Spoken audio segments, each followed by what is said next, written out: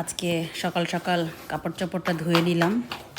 তো সবাই ছাদে দেয়, এখানে ছাদ আছে। তো আমি আর ছাদে আসলে আলসি করে যাই না। আমি এখানে প্রথম যখন এসেছি তখন এখানে দড়িটা টানিয়ে নিয়েছিলাম। এখানে প্রচুর রোদ পড়ে, আমার হয়ে যায় 2-4টা যে কাপড় হয় 2জন মানুষের আমাদের। তো যাক, এটা বাড়ির পাশে, দেখেন ইন্ডিয়ানরা বাড়ির পাশে কত জায়গা রাখে।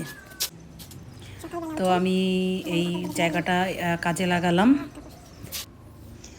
এরপরে কাটাকাটি করে নিলাম সব কিছু, যেটা যেটা রান্না করব সব কেটে ধুয়ে মুছে নিলাম। বেগুন ভাজা শুরু করে দিলাম। এরপরে পোলাও রান্না করলাম, মানে পোলাও রান্না করে নিলাম। তো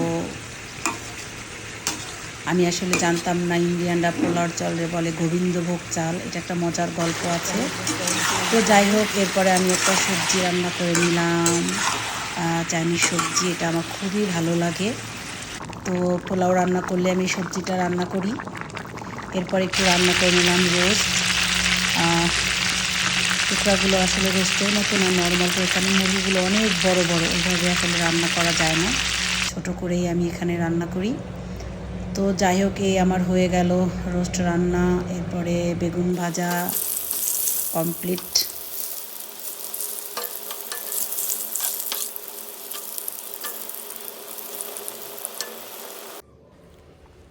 এরপর আমি রান্না করে গরম গরম খেয়ে নিলাম, গোছল টোছল করে। তো খাচ্ছি বেগুন ভাজা দিয়ে পোলাও, খেতে আমার খুবই ভালো লাগে। আমি পোলাও রান্না করলে একটু বেগুন ভাজার চেষ্টা করি।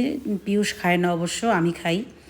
তো সবজি মুরগি সব নিয়ে নিলাম একসাথে, বসে বসে খাচ্ছি। আর হচ্ছে একটু ভিডিও করে নিলাম। তো সবাই একটু শেয়ার করে দিয়েন যদি ভালো লাগে। এই ভিডিও আসলে ভালো লাগার কিছুই নাই, তারপরও বলছি। তো যাই হোক, শুনে নেন। আসসালামু আলাইকুম এভরিওয়ান, কেমন আছেন সবাই? আলহামদুলিল্লাহ, আমরা মা ছেলে ভালো আছি এখানে। তো এখন প্রায় 3টা বেজে গেছে। সকালে উঠে কাপড় টাপড় ধুলাম, সব তো আপনারা দেখলেন। এরপরে হচ্ছে রান্না বান্না করলাম। আজকে সময় ছিল, ওই জন্য একটু মুরগি টুরগি রান্না করলাম।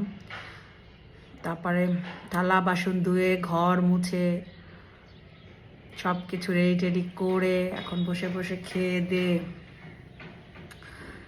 বসে বসে রসুন দিচ্ছি। আর ভাবলাম আপনাদের একটু কথা বলি। আসলে ইদানিং